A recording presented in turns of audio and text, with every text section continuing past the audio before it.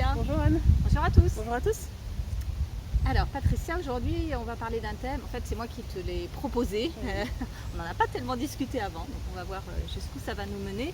Donc c'est un pourquoi comment trouver la paix intérieure. Alors j'aurais peut-être même pu ajouter pourquoi comment trouver la paix intérieure dans la tempête ou dans l'agitation actuelle, Oui. parce que voilà, je pense qu'on est nombreux à ressentir ça.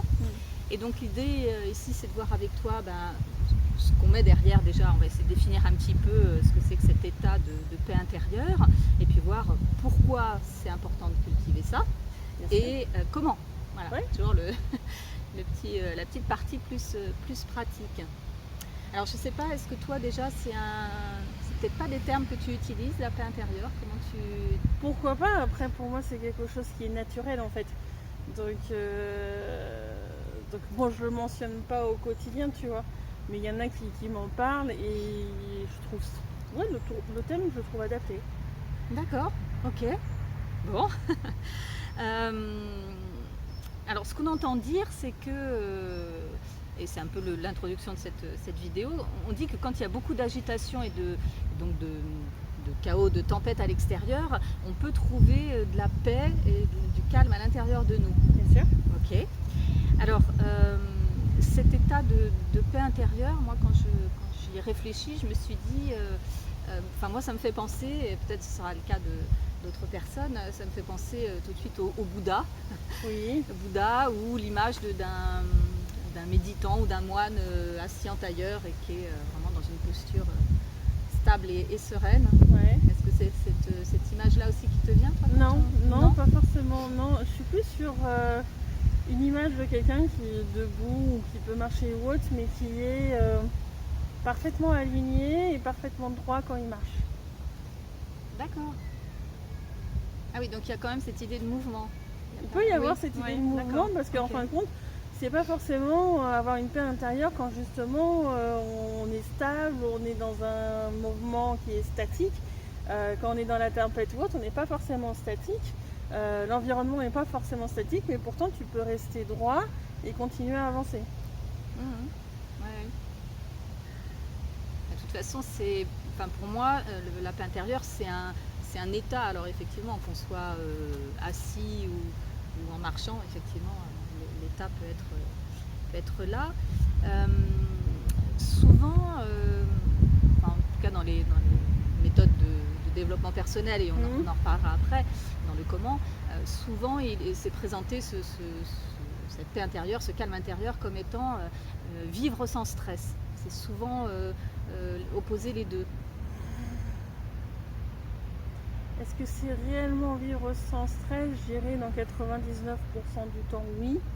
Mais il peut y avoir quelques moments de stress, mais qui vont durer d'une manière extrêmement courte. Oui. Je sais pas comment l'expliquer, mais on peut se rendre compte des fois que le moment par exemple où on a été en paix, etc., mais qu'on a traversé en paix, quand on revient dessus, on fait ah ouais, non, en fin de compte c'était quand même chaud, etc., et que le stress vienne après coup, par exemple. Oui. Tu vois. Mais juste parce qu'on revient dessus et on se dit waouh.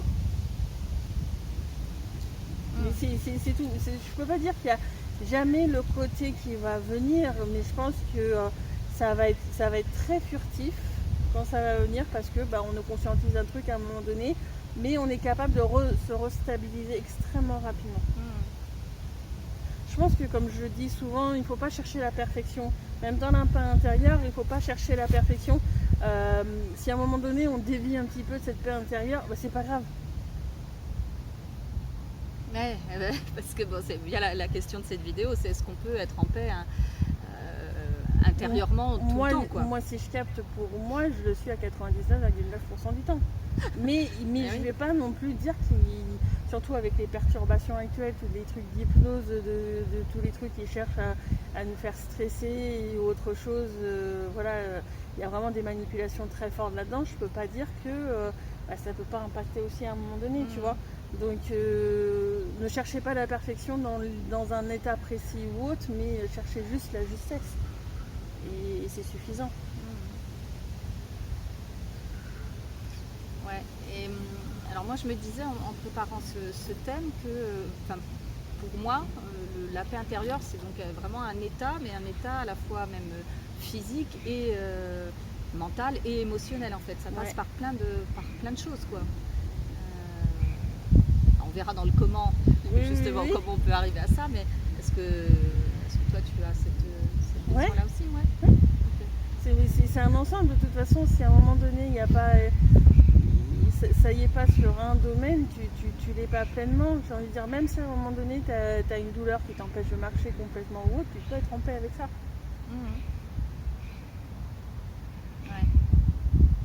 Et donc pour terminer sur ce petit aperçu d'un essai de définition, en pensant à ce thème et en pensant à toi, je me suis dit, mais Patricia, elle, peut-être qu'elle n'utilise pas les mots paix intérieure, mais peut-être plutôt équilibre et stabilité intérieure. Est-ce que ce serait plutôt ça ou pas forcément? Alors pour avoir pour moi la paix intérieure, il faut être équilibré et stable. Mais il n'y a pas que ça, il y a d'autres choses qui vont entrer en jeu. Comme tu dis, le stress par exemple, c'est pas quelque chose qui est lié à la stabilité ou à l'équilibre, tu vois. Le stress, ça va être quelque chose qui va être là par rapport au fait d'avoir plutôt du détachement par rapport aux choses. Arriver à avoir un regard extérieur en toutes circonstances. Et là, c'est pas l'équilibre ou la stabilité. Pour moi, la paix intérieure, c'est plus de notions encore. Pour arriver à avoir cette paix intérieure. Okay. C'est quelque chose qui est compliqué parce qu'il faut vraiment beaucoup d'apprentissages différents. Ah ouais. On va creuser ça quand même parce que ça m'intéresse. Et alors je me disais, toujours en pensant à toi par rapport à ce thème-là, je me disais, mais est-ce que la paix intérieure, est-ce que ce serait être en harmonie avec toutes nos parties d'être? Pas forcément non plus. Après, ça aide. Ça aide. En fait, souvent les personnes, alors pour ceux qui ne savent pas pourquoi je parle de partie d'être, allez voir une des premières vidéos, je crois que ça doit être la 3 ou un truc comme ça, qui parle de comment moi je vois l'intérieur d'un être, donc d'un corps, etc.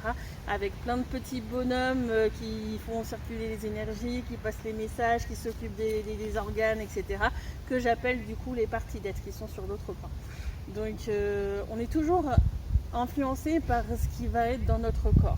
Donc quand les parties d'être sont en train de travailler, donc du coup dans notre corps, eux ils ont leurs propres réflexions, leurs propres problèmes, etc., leurs propres apprentissages, et donc ils vont avoir aussi leurs propres sentiments, et ça peut nous impacter. Ça peut impacter notre sentiment parce qu'on peut se l'approprier d'une certaine manière parce que c'est dans notre corps. Et c'est très difficile, mais vraiment très difficile, d'arriver à séparer ce qui vient de soi, de celui qui parle, de soi, de ce qui vient de ses parties d'être. Oui. Et pour arriver donc du coup à ne pas être influencé par eux, il faut là encore beaucoup d'apprentissage dans ce domaine-là. Mais donc les parties d'être contribuent ou pas à la paix intérieure? Souvent ils sont moins évolués que nous dans nos apprentissages. Ah, d'accord. Ils sont sur des trucs plus particuliers, etc. Mais souvent ils sont... Enfin moi en tous les cas, ceux qui sont chez moi et ceux que je vois chez les autres, ils avancent dans des apprentissages, mais on est un peu comme leur maître d'une certaine manière, on est chef d'orchestre de notre être. Donc même s'ils peuvent être très très très évolués, dans certains domaines peut-être un peu plus techniques, peut-être qu'au niveau des sentiments ou autres, ils ne le sont pas, tu vois. Et donc ça amène à faire, à ce qu'ils aient eux aussi en fin de compte énormément de perturbations, il faut savoir s'en détacher. Et souvent, ils vivent en fin de compte notre vie aussi, parce que vu qu'ils font fonctionner notre corps, nos capacités, etc., ils vivent aussi notre incarnation d'une certaine manière. C'est un peu comme nous, quand on est dans une entreprise, en fonction de, tiens, on a tel client, on doit faire ça pour tel client ou autre, on vit un petit peu les différents projets, tu vois.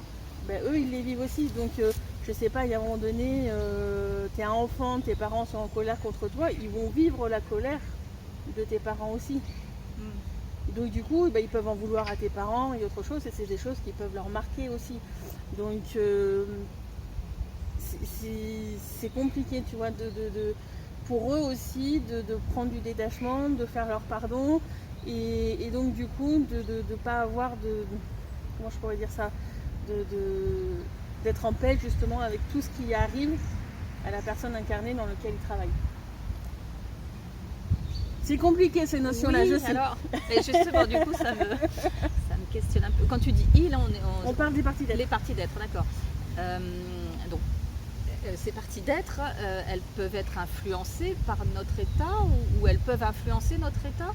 Les deux, oui. Ouais, c'est ça, d'accord. Parce que si nos parties d'être, elles sont, je sais pas, tendues, stressées, agitées. Tendues, stressées. Voilà, d'accord, ok.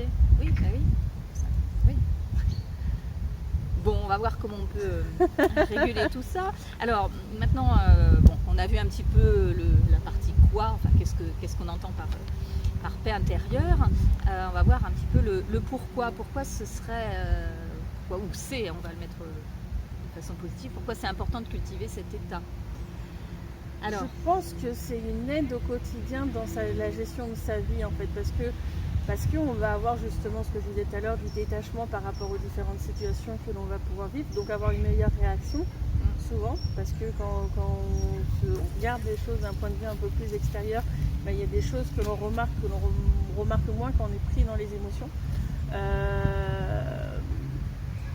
Il y a ce côté-là, il y a ce côté aussi où quand il y a une situation où à un moment donné, il va y avoir soit de la colère, de l'énervement ou autre chose, les gens ont tendance à se répondre les uns les autres, et quand il y a quelqu'un qui arrive à garder son calme en plein milieu, et ça apaise aussi les autres.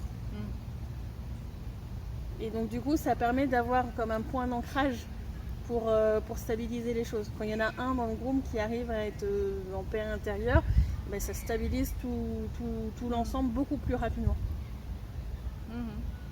Donc pourquoi la paix intérieure, je pense que c'est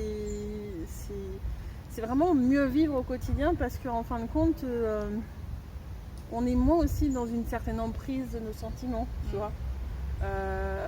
On réagit pas de manière surdimensionnée. Ce qui ne nous empêche pas de réagir pour autant. S'il y a quelque chose qui n'est pas juste, ou quelqu'un qui veut avoir une emprise sur nous, on peut dire stop. On va peut-être l'avoir aussi plus clairement, cette emprise, parce qu'on va avoir du recul. Ah oui, oui, ok. La sentira plus, ouais. D'accord. Moi, ça m'est arrivé une fois, j'étais sur un salon et il y a quelqu'un qui n'était pas trop content de ce que je lui montrais, qui n'était pas d'accord. Son pendule, du coup, n'était pas d'accord avec lui, et il essayait d'imposer, en fin de compte, sur l'exemple, son intention. Ce qui, avec moi, va pas fonctionner, parce que, comme je l'ai dit, pour moi, c'est pas en accord avec les lois licites. Encore, allez voir une des premières vidéos. Je m'appuie beaucoup là-dessus. Et donc, du coup, en imposant son intention, il n'a pas respecté l'élément sur lequel on était en train d'interagir, qui a sa propre conscience, bien sûr. Et on demandait avec le pendule, et le pendule, du coup, c'est pareil, il lui imposait des choses, donc c'est pas dans le respect. Et donc, moi, forcément, vu que c'est dans mon environnement immédiat, je fais des demandes en justice, et j'incite les consciences du pendule, de l'objet, etc., de faire leur propre demande en justice. Donc, quand il a re-questionné après derrière, il ne trouvait pas ce qu'il voulait, il n'était pas d'accord. Il me dit attends, je vais voir, et puis il me pose sa main comme ça ici. Et moi, personnellement, je perçois tout de suite qu'il essaie de m'insérer des systèmes qui vont me manipuler et m'empêcher de faire certaines choses. Et là, d'un seul coup, tu vois, je suis très détendue au quotidien ou autre, mais d'un seul coup, j'étais beaucoup plus ferme dans ma position, dans ma voix et tout. Et ça, enlève ta main tout de suite, parce que ça ne va pas marcher. Et j'ai été très, très affirmée d'un coup, tu vois. Et ça ne m'a pas empêché de réagir, même si j'étais en paix avec ça d'une certaine manière. J'ai quand même réagi pour lui montrer stop. Ok, mais tu lui as pas dit enlève ta main, sinon tu vas te prendre une baffe. Non. Bon, okay. Ouais, oui. Et il l'a enlevé assez rapidement, parce que moi j'ai les demandes en justice qui sont en parallèle derrière, et en général, avec moi en tous les cas, c'est très réactif.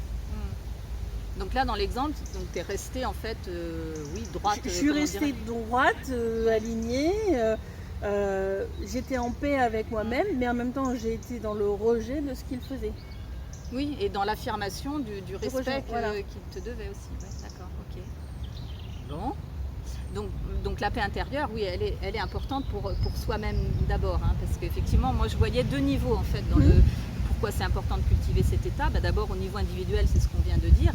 Alors je pense aussi que c'est un état plus ou moins, je pense que c'est partagé, on essaie de tendre un peu vers ça tous. Hein, beaucoup de personnes essaient de tendre vers ça, mais pour moi pas avec les bons outils. Alors, on va se le garder pour les quelques minutes qui viennent après, mais oui, alors des outils, il y en a plein, on va voir. Mais, donc en tout cas, je pense que c'est une recherche individuelle. assez développé. Je pense que tout le monde ressent le confort que ça peut amener. Ouais. Et en plus, je me disais qu'un état mental apaisé, ça contribue à une bonne santé Oui, physique, santé mentale, évidemment. Voilà, quand on est bien, on est bien. Tout à fait. Voilà. Je me disais, à un niveau plus collectif, hein, on entend dire, alors c'est là où je vais avoir besoin de ton avis, que d'ailleurs c'est le Dalai Lama qui l'aurait dit lui-même, la paix intérieure est la clé de la paix mondiale. Non.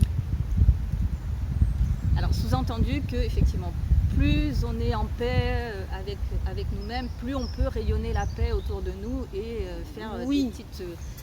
Oui, mais c'est pas parce qu'on rayonne la paix que ceux qui sont dans la manipulation et la corruption ne vont pas manipuler et corrompre. Oui. Donc on peut très bien être par exemple sur 100 personnes, en avoir 10 qui rayonnent la paix à l'intérieur. Ça va pas empêcher les 90 autres de se faire manipuler, de faire des corruptions, etc. Tu vois. Oui, mais si les 100 personnes sont dans la paix intérieure... Parce que là, ça veut dire que tout le monde est dans la paix intérieure, ce qui est assez utopique. Et à partir du moment où il y a une personne qui fout la merde, eh ben, tu peux pas être dans une paix globale. En fait, pour moi, en fait, c'est ce qui va amener cette notion de paix globale, c'est que les gens comprennent ce qui se passe aussi dans le subtil, de ce que leur être font dans le subtil. Parce que tu peux avoir quelqu'un qui se sent en paix dans la matière, et quand dans le subtil fout la merde et qui s'en rend pas compte. Oui, ok. Donc, à un moment donné, c'est d'abord comprendre ce que l'on fait aussi dans le subtil, et à partir de là, avoir une certaine maîtrise de son être, et de dire, non, je veux que l'ensemble de mon être soit dans le respect, pour moi, en accord avec les lois licites, et à partir de là, on peut avancer dans cette notion de paix, parce qu'on va aller dans l'entièreté de son être contre la corruption. Parce qu'à partir du moment où il y aura de la corruption, il y aura toujours des gens qui vont dire j'ai beau être en paix avec moi-même ou autre, à un moment donné, ça c'est pas dans le respect de moi, ça c'est pas normal que ça m'arrive, etc. Et il y aura forcément des tensions qui vont quand même arriver pour essayer de se faire respecter. Que ça ne soit pas dans son être, ça peut être par rapport à la situation elle-même. L'interview durant un peu plus de 30 minutes. Anne et moi-même avons décidé de la séparer en 2 parties. Nous vous disons à la semaine prochaine pour la 2e partie. Ok. Merci beaucoup Patricia. Merci à toi Anne. Merci à vous. À très bientôt. Au revoir. Au revoir.